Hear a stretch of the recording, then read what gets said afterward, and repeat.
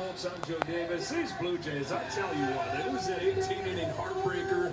They lose their leadoff guy, George Springer, and they come back and still tie this series up.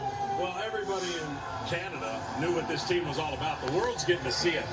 Runs in an inning, they did it 5 times. And they've got 5 home runs with no solo home runs. And guess what? The one thing they were worried about has been on fire lately, and that's the bullpen.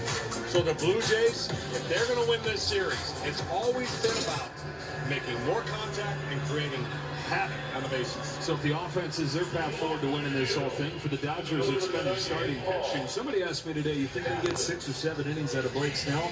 I said they're going to try to get 9 innings out of Blake Snell the way it's going for the bullpen. Same thing for the Dodgers. It's the Jays offense. It's the Dodgers starting pitching. It really is. And you look at this whole postseason, they have dominated by the starting pitching. It's kind of overlooked the lack of offense. One tiny exception.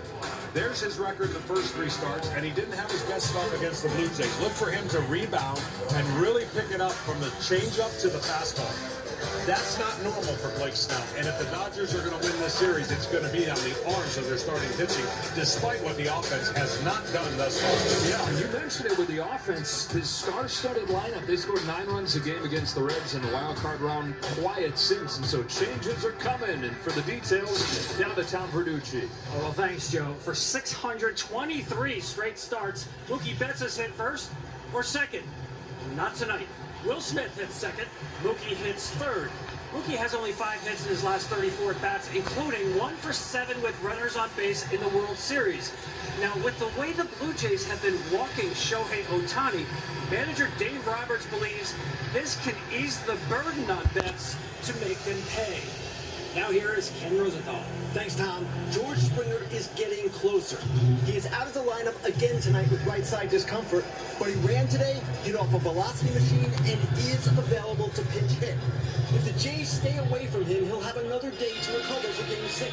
But John Schneider says that if an opportunity arises, he will not hesitate to take a shot with one of the great postseason players of recent times. Joe?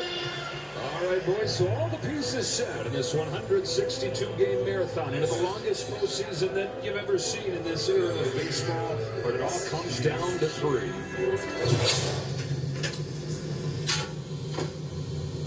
The postseason is a grind. The rhythm, the repetition, the ruckus.